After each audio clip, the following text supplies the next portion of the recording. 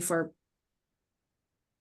the recording is only for you, That's fine. Bill and Jonathan. This is not a public recording at all. Fair enough. Yes. Bill, give us some history. You would know. Okay. All right. I went and pulled the thing that I had over on my bookcase. So I know for a fact that it was the official name was the Black Alumni Network. During the school, I was co-chair with a young lady out of Chicago from 2004 to 2006. It was, to be honest, we were active. I think we also all served on the dean's visiting. It was called the visiting committee at the time. There was a Black alumni event once a year, not necessarily during graduation time, but scheduled. I'm trying to think, it may have been in February or it may have been in the fall. I can't remember exactly when, where the Black alumni would be convened at the divinity school. There would be engagement with the students. There would be business handled by the Black alumni, and et cetera. Of course, one of the main foundational pieces of the network, and we hope in the future, would be also increasing the funding by Black alumni to the institution. Let's see, what else did we do? Oh, we also worked in collaboration with the Harvard Black Alumni Network. So I'm thinking we may have met that same weekend. I think it is September. During that time, we also did some event doing graduation. Was it at its height during 2004 to 2006? Not like it was like when I first came to school. There was more intricately involved. The alumni was visible and present with us. There was, even between Harambee, I think I may have chaired Harambee, and that's kind of how I got involved. There was constant communication and activity and connection with, even around recruitment, et cetera. I think I actually did recruiting, also setting up mentors. I did that as well, of students there. Let's see, what else did we do? I have this may be before you, Chandra. The alumni people contacted me, and I don't think this was necessarily strange. It wasn't as often, but even in the school's admissions work, in its marketing work, would reach out to alumni, in particular people who have been involved in the Black alumni. I'm assuming because I was a co-chair, et cetera. I did a DVD about bivocational thing. And so that was kind of one of the reasons I think we want to really try to revitalize it, so that there would be exposure. There will also be knowledge of the fact that there are many things that Harvard Divinity School, in particular Black students, can do out of the conventional norm. So I think that's in general of that.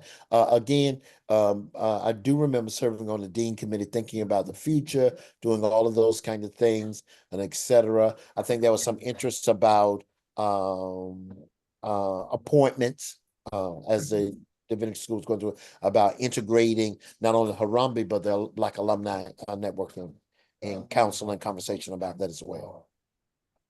Wow.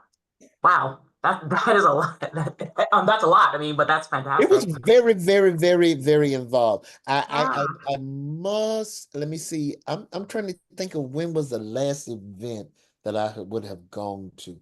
I started pastoring in 2007. And then I was then I also was the University Protestant chaplain at Brown, kind of around the same time. And the demands on me were just such that I wasn't involved in local. But I would think that it was in that late coming into the 10 where it may have waned and kind of I wouldn't say disband. It just just was no one organizing it and etc. Okay. And My that's okay, go ahead, Lori. my understanding of some of the history, which would fit with this, is because it seemed to be potentially around 2008 in the financial crisis, that there just was a simplification of how we do and support alumni engagement for pure bandwidth of, you know, our team and the school, and being sort of more broadly encompassing.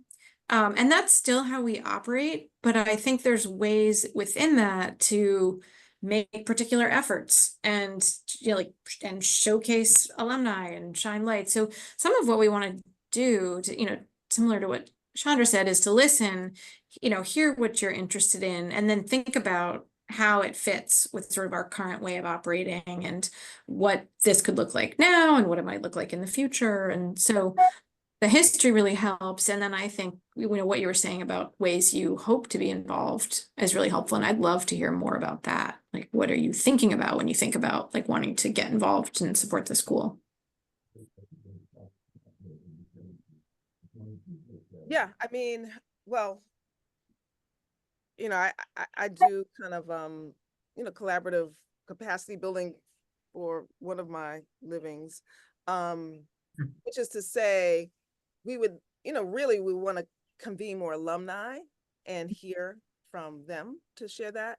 But as we've been talking about it and doing our own informal kind of checking in with folks, um, to be able to come, you know, come together as alumni, as I mentioned before, just in terms of the camaraderie, the morale, the networking, the being together, to knowing who's where and doing what, but also connecting and collaborating with any of the, you know, events that make sense with regard to you know, career opportunities, some of the colloquia that happen. I am when I come up tomorrow, I'll be meeting with Melissa, you know, Dean Bartholomew, because of some of the work that she does and I do, and, you know, the wonderful work she's doing on reparations around the campus, and I've done this with some of my work. You know, I'm looking at potentially bringing a screening to campus. So coming alongside different departments, obviously being able to just extend the reach of any of the other offices, whether that's career, Office of Ministry Studies, any of the dean's activities, and outreach, admissions and recruiting, but students also. One of the things that I heard, and again, this was, you know, it was a difficult time, but then I get even more difficult, just of some of the ways in which students come with an expectation for how the education will prepare them for the things that they want to do in the world. There's some ways in which they're not quite sure what they want to do in the world, and that's why they're attracted to a place like HDS. So strengthening those relationships and ties, to be able to be resources for students, and even some of the excellent professors and faculty. Some of those were literally our colleagues, classmates when we were in school, HDS or elsewhere.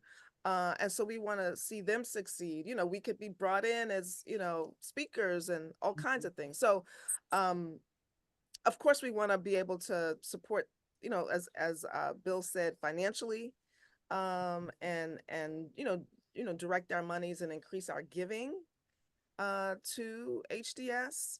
And then also we would want to be embraced by HDS as well, you know, as an entity, you know, shine the light on what we're doing in the world. That's helpful for us and our work. But there's a way in which I think there's potential there, just to be able to lift up some of the good work that folks are doing and how folks are connecting that to the education and the experience they got, you know, at HDS, which, you know, is not perfect, but it's singular. I tell you that it is singular.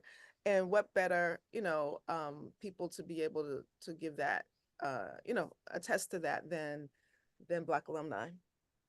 If I just may add to, I think HDS appreciates what I think Melinda's talking about and what I'm going to say, but I'm not sure how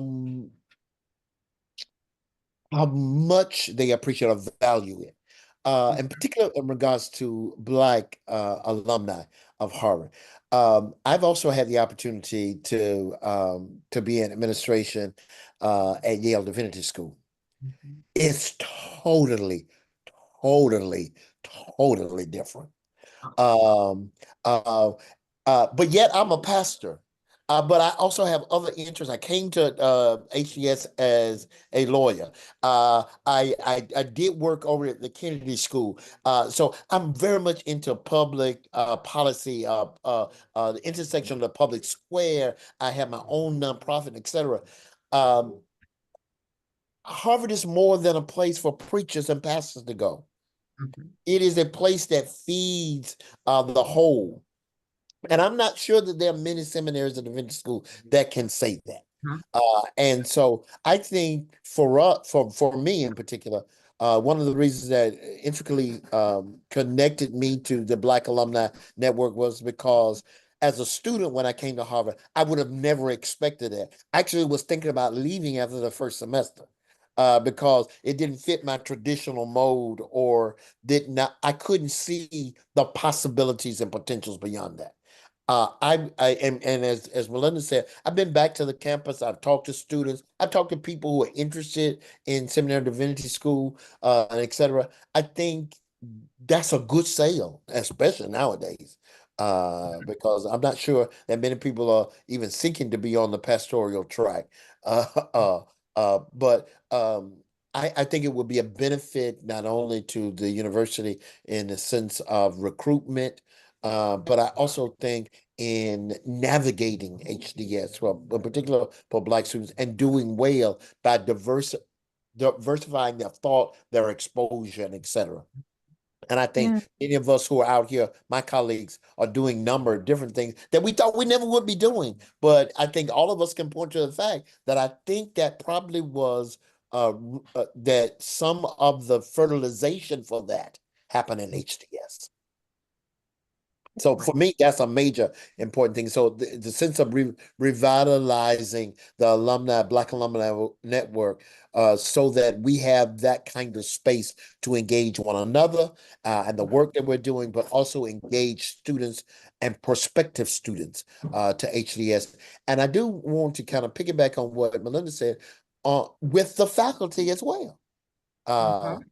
Because I think it would be a resource onto them and to our centers and the things that we're doing, and vice versa.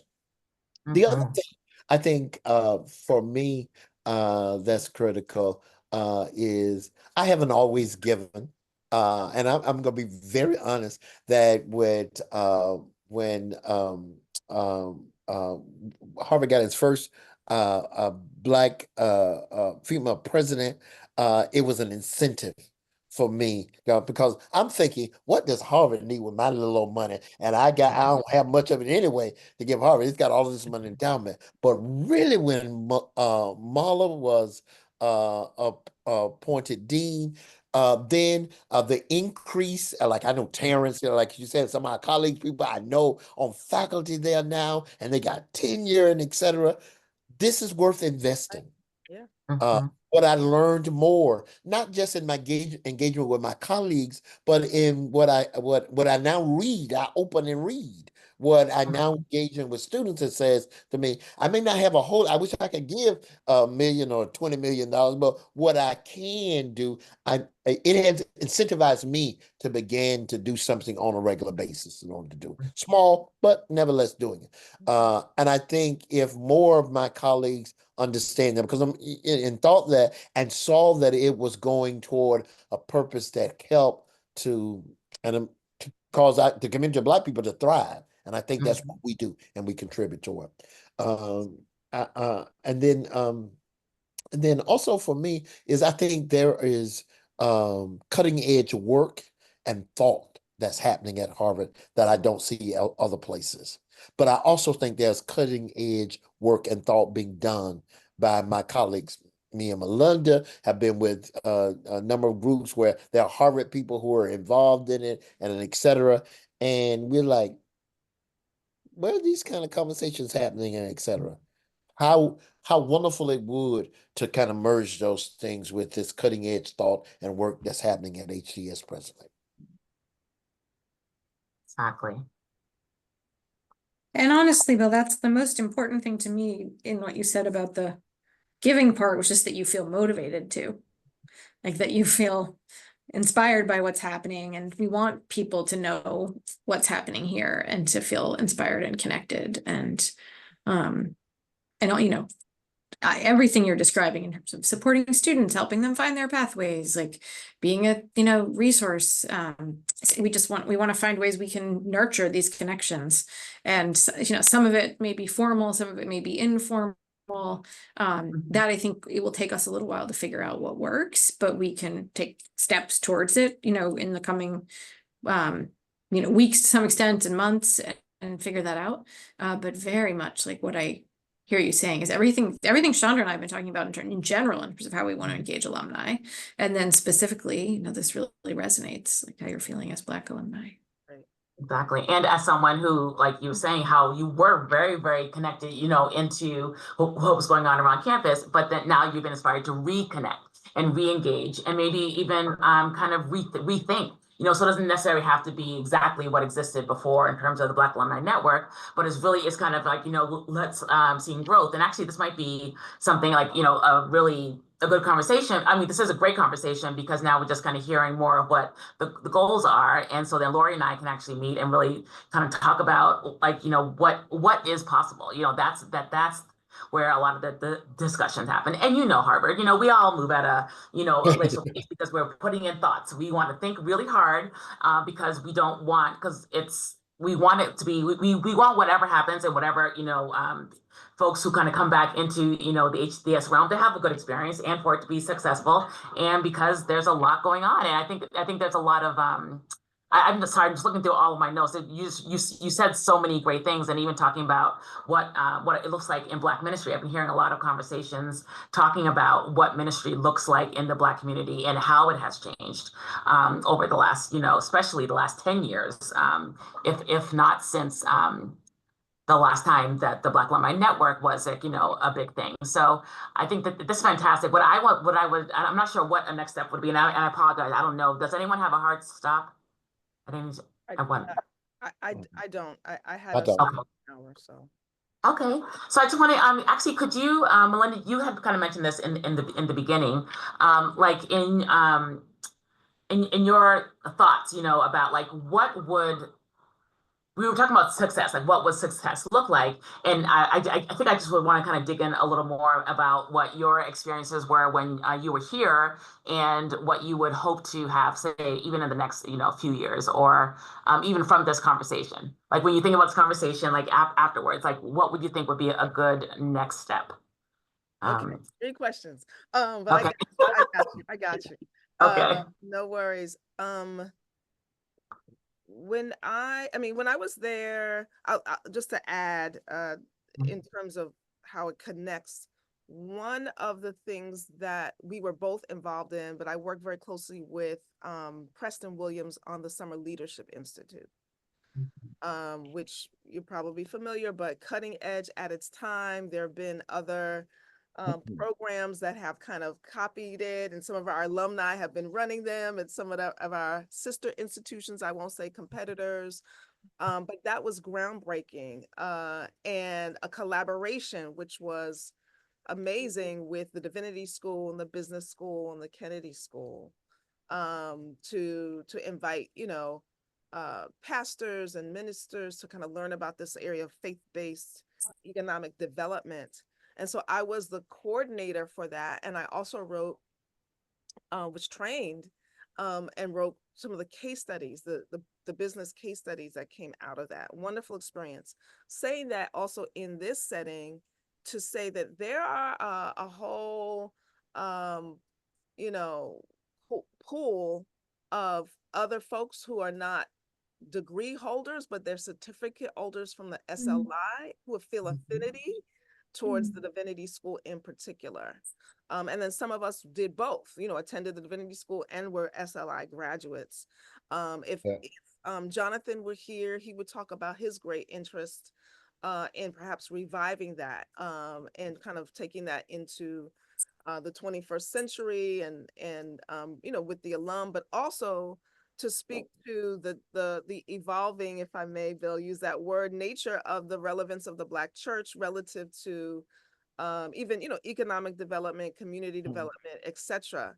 Again, that's another kind of fundraising, but attracting funds, with the Divinity School. And that's what, that's what Preston did. That's what, Robert, your former Franklin did when he was at the Ford Foundation, and many of us, work in those spaces. So that's, something like that, could also be, revived and in play.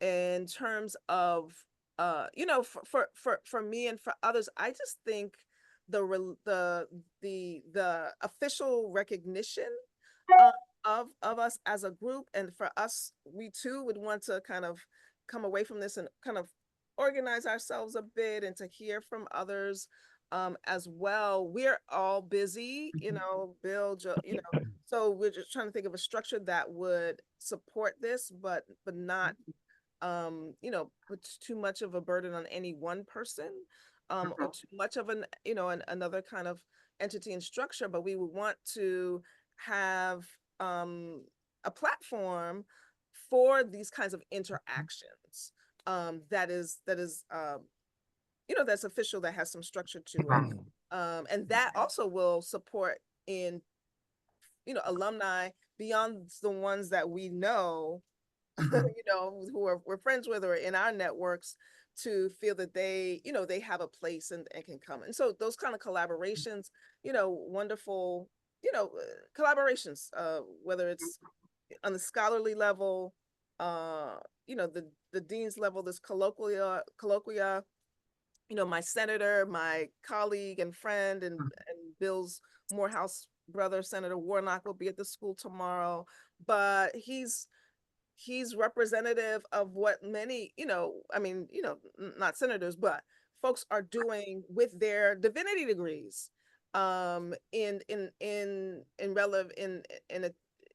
being relating to, what's the future of ministry, what's the future of our democracy. Bill himself, he's doing amazing work. He convened, and is convening theologians and scholars and practitioners and activists in Cuba and Colombia and in Brazil and parts of the African continent to talk about public theology and liberation theology. And I met alumni from Harvard Divinity School, Black alumni that I had not even known or had seen from afar, but didn't have the place to kind of actually like come together and to support each other and to build relationship. And now we're all kind of collaborating together. But so, I mean, for me personally, like I would love to, based on some of the work that I do in the world, and my relationship with Melissa when she was a student and I was an alum, and she was reaching out to me for advice, and look at her now. But the wonderful work that she's leading up, within the school in terms of inclusion and equity. And then also how I think, if I may,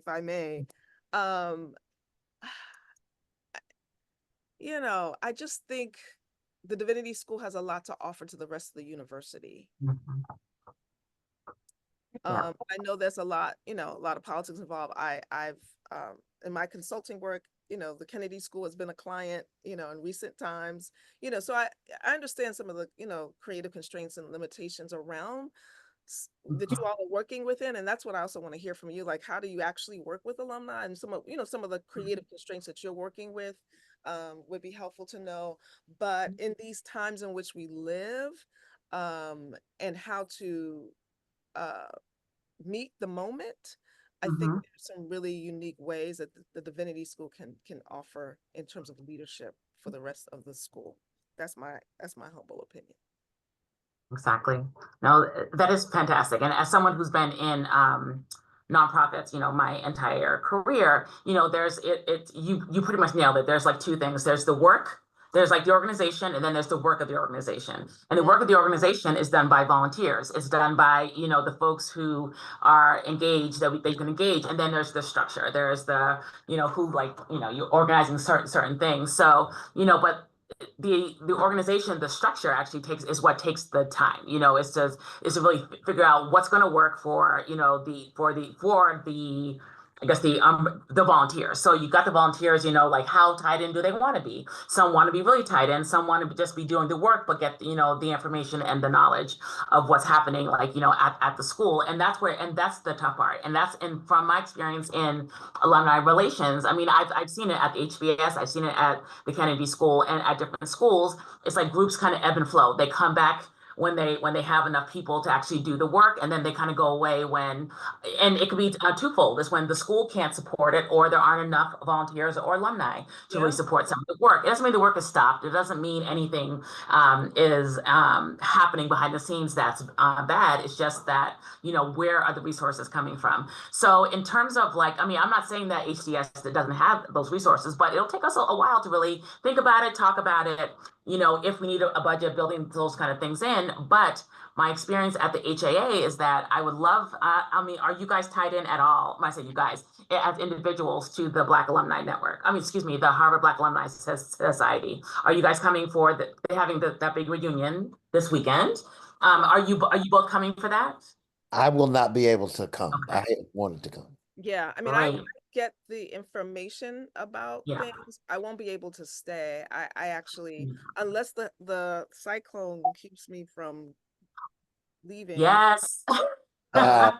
But I saw that on the news. Yeah, I have to leave on Friday, so I won't be able to stay through the weekend. Okay. Because I think they I will. do. Because I stay plugged in too. I think a number of us, and that's another reason I think there has been a buzz among us to kind of revitalize the HDS alumni network, because a number of us are kind of connected. We're on the email. We see what our friends are doing over at the Black Alumni Law School, the medical school, and et cetera. And we thought, oh, okay, we need to really kind of be on our job.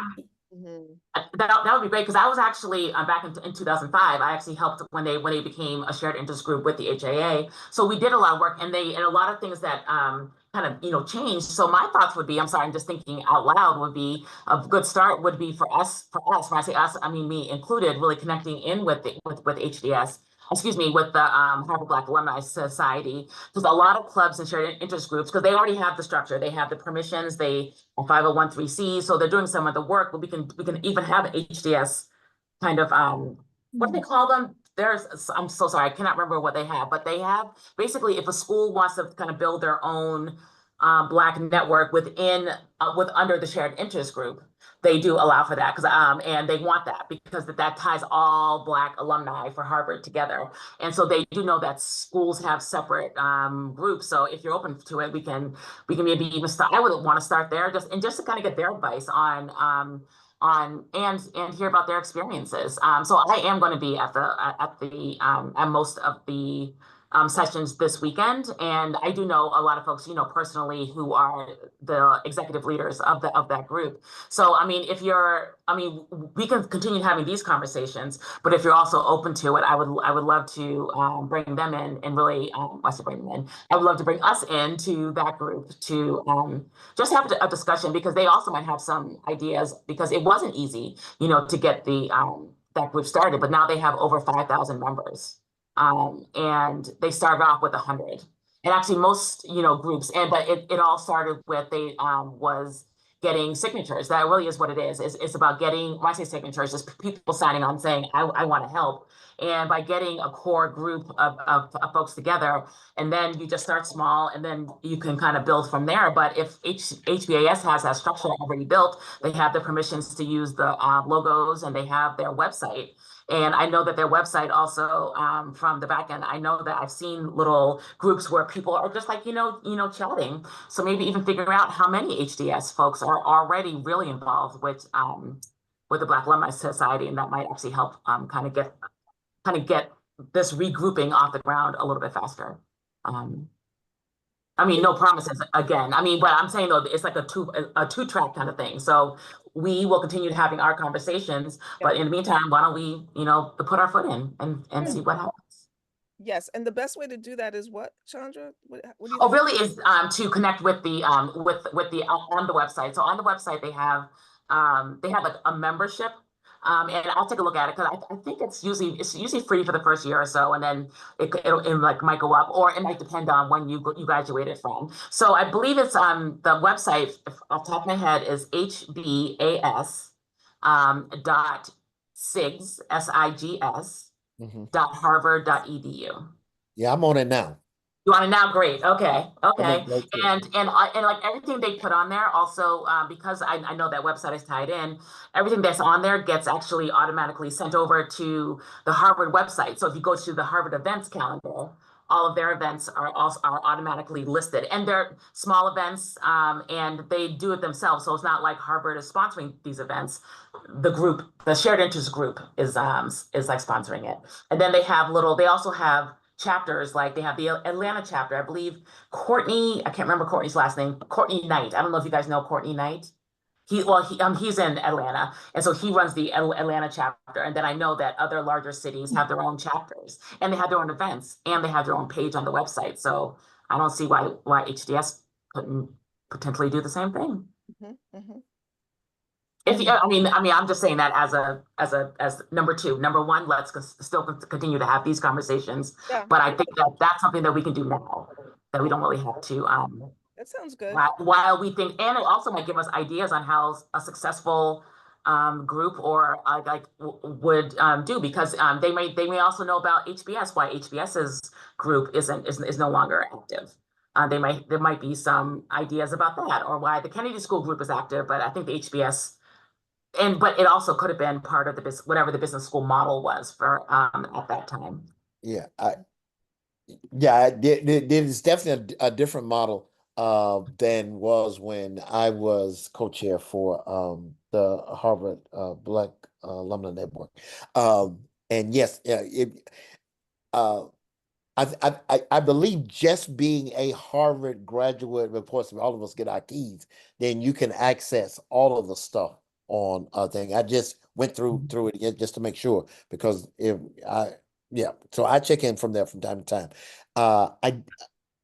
I guess I know that well, at least from my perspective, in regards of what the ask is that we kind of want recognition from the school to say, oh, we the Black Alumni organizing, and we're doing that, and then whatever kind of logistical kind of support that the school can offer in connection with the Harvard Black, because I do think that is a starting point that the society can offer as well, so that we can reach people. And I'm really just talking about data, databases, those kinds of things. And any seed money to put that thing in the mail to them, and et cetera, or by email. Now everything is virtual or electronic. Maybe that may not even be necessary, but a way in which we can really kind of get our footing and get kind of move with it. Because I just think it would be a benefit to the students. I think it'd be a benefit to the alumni. It'll be a benefit to the institute, to the div school, but I also think it'll be a benefit to Harvard as well. Absolutely, and you have our attention. Yes. So that was, if that was the big thing for this meeting is, yes, we're here, we're listening, and we want this. We also want that for our alumni and for all of us. It's just, we just need to, we're just gonna need all the time, to see what will it look like and what will make what will be, it's going to be a win-win regardless, but Yeah. I want everyone to get what they're expecting out of it. And if we move too fast, because also too, I think when we had spoke, we talked about that, Dean Frederick, she just started, now she's starting her first full year. And so I say, hey, you know what? Now's the time that we're really going to be able to get started. So that was really why, some of the length of time in between when we spoke is that it's a new school, it's a new day. So we just need everyone to settle in, and then there's going to be a lot of things that are going to be coming up in this next year or so. And I'm just glad that we're having this conversation early on so we can just kind of get to work. Yeah. Well, But we're yeah, ready to get to work. Got our sleeves up, you see and us, okay. all we need to do We is see just you, get you marching see orders us. and move. Okay, exactly. No, we see you, and yes, Lori, we're gonna. This is sorry. Go ahead. I'm sorry. Was Lori, were you trying to get in? No.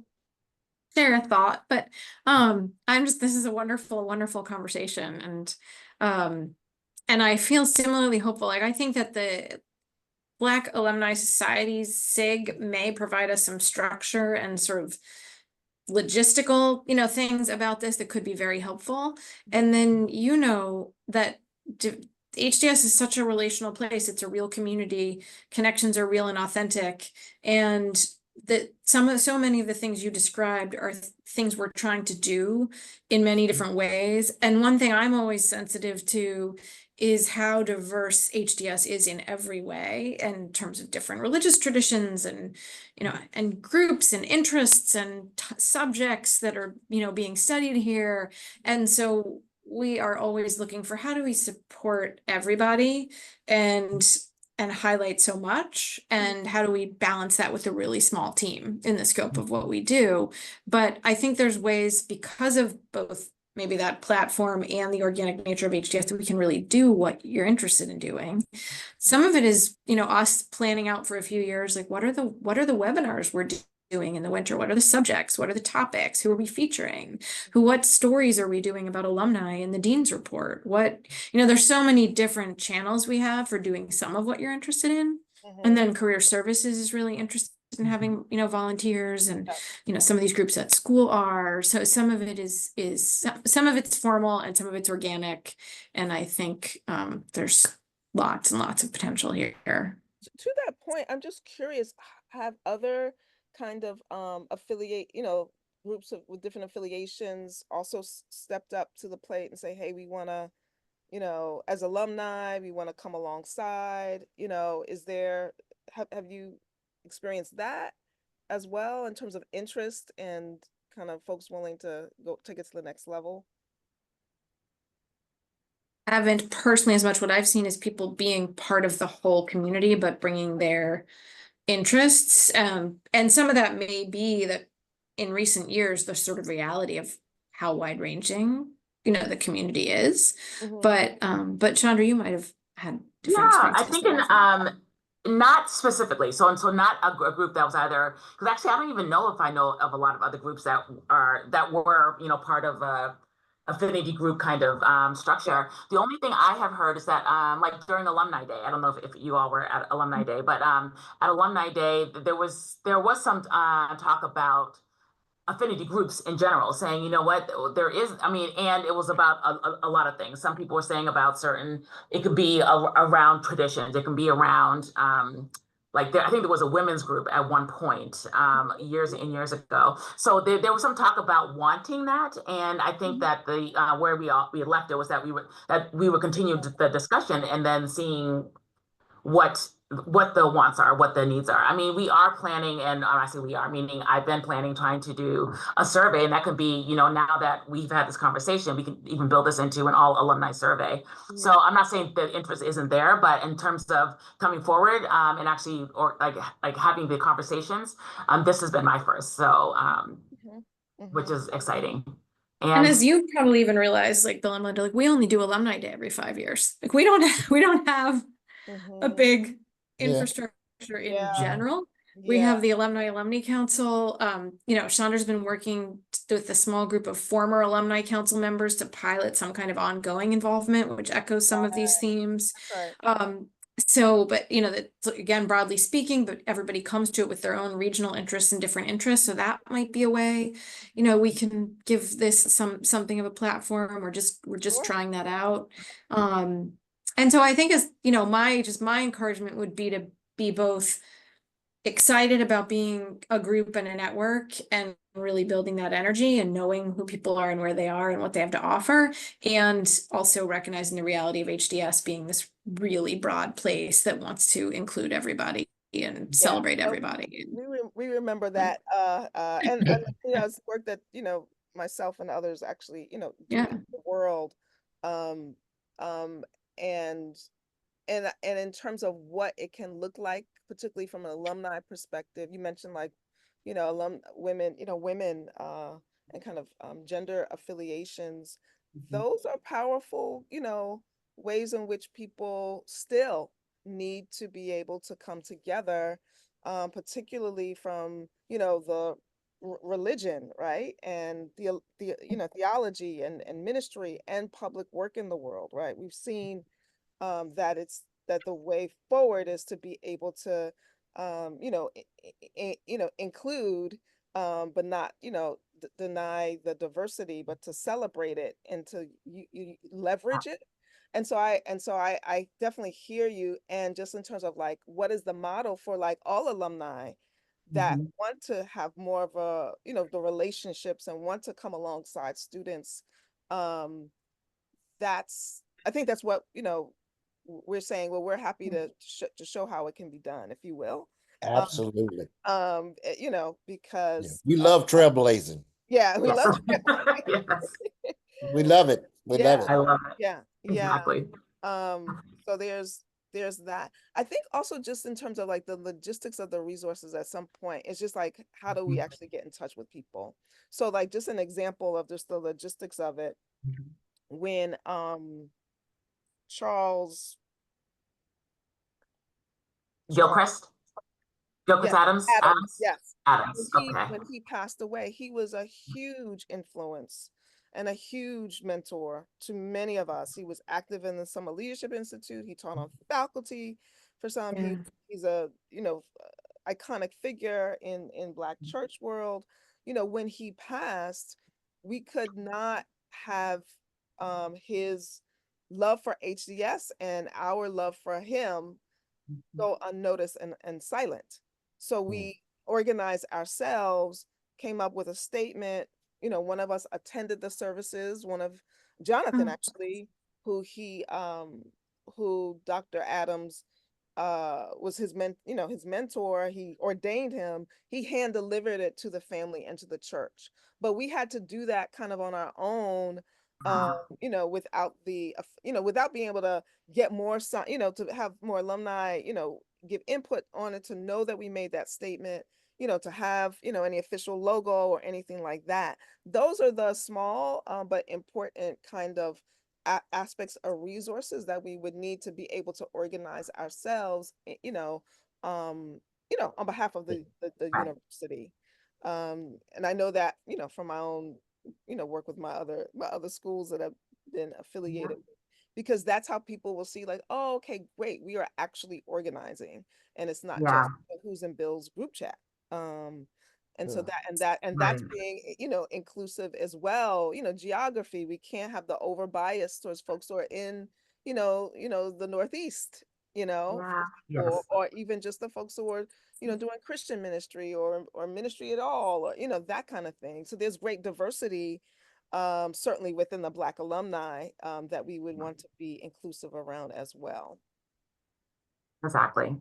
Yeah, Mhm. you brought up a good point about, just if you could do it on your own if you wanted to. However, it doesn't, because we wouldn't want you to be working separately from HDS, because that would be the exact opposite of Right. what it is being inclusive versus, exclusive. So Okay, you've definitely given us a lot of food for thought. I'm gonna write it all. I've been taking notes. So Lori and I have, so this week we have of course tomorrow's convocation. We have, like, the AAC's in town, and we have the symposium on Friday. But Lori and I are we'll write all this stuff down, and maybe we'll regroup and potentially on Monday, Monday or Tuesday, early next week. Or And possibly Wednesday or Thursday, let me be but honest. yes, okay, Thursday. possibly Wednesday or Thursday. So if you could just give us a chance to really kind of put all of our notes together and our heads together, and maybe even talking to others, and then we'll set up another time to talk. Is that okay? But Melinda, hopefully you're gonna be here tomorrow, right? Oh yeah, Hopefully. I'm planning to be there, so I'm gonna come and Okay. make sure that I see you both. Yes. I can't stay for Friday, but we'll see what the cyclone does. I know. In Louisiana for work, so I'm kind of heading down that way, but we'll see where the storm is. So are you based? So you're in Atlanta and New York? New York is my hometown. I'm never gonna deny it. But Yeah. I've been living here in Atlanta for 9 years. Right. That's what I was thinking. Okay. And Bill, where are you? Are you in Boston, or you're I'm in New Haven. in New Haven? Oh. Okay. Yeah. Gotta get out of New Yeah, I Haven. just have some pastoral responsibilities this week, so Got I can't get there. Yeah. Okay. That Well, you sounds will hear good. from us. Yes. Yeah. Sorry, We're go ahead. working on Oh, go ahead. We're working on an alumni event, just so you know, for New York, for November 13th. Oh, So Bill, if you ever, it's a problem is it's breakfast, Bill, which might be tough from New Haven, but that's the time that worked for this trip for Marla. We'll do something else in the future, but we're gonna do community tea with the dean on the morning of November 13th. okay. And Melinda, you pulled into a list of New York alumni, so we were going to ask you if you wanted to be on the host committee, but if you don't live there, that may be tricky. Oh, I'm there often for for work. I make sure that I get there. And I could What time is that on? I'm sure I'm gonna see something. What time is that? 7:30 to 9:30-ish. Like we'll probably linger. Oh, y'all getting up with the chickens. That is like we will probably do it like some sort of remarks, around 8 a.m. Okay. Okay, that might be tricky for me. I'm supposed to be. I'm in Baltimore, but that I'm putting it on my calendar. So, but I'll look Okay, at cool. the information. Okay. and just because I won't be able to be there doesn't mean that I couldn't, maybe help out with getting the word out for alumni. Yes, that please. kind of thing, so We're asking like anyone who's listed as host committee to be there, but absolutely, Melinda, like helping get people spread the word would be fantastic. do you have a venue yet? Just the Harvard Club. It's Okay. simple. It's like such a central location. It's easy. Yeah. Okay. Fantastic. Yeah. Awesome. So we will bring Jonathan up to date. So by the time we meet again, we'll be complete, and also we'll done some thinking, through on our end as well. And thank you so much for your time and attention and collaboration. Well, thank you guys, and thank you for, kind of pushing this forward too, Melinda. So I appreciate you. I appreciate you for continuing to have faith in us. Yes. And Preston and Connie will be here tomorrow, Melinda, as usual. Oh, good. That's wonderful. Yeah. Yeah. Yeah. I'm their Uber driver home. I live near them, and so is that right? Okay. Okay, good. Yeah, they love it. Getting to know them through the chapel celebration was just, has been such a privilege, and they are dear friends. As they are to many people, and yeah. Beautiful. Excellent. All right, friends. Well, I will see you soon, and we will all see each other soon too. All right. Okay. So nice to talk to you both. Thank you guys. Thank you all very, so very much. much. Bless you. Bye for now. Bye. Bye. Bye.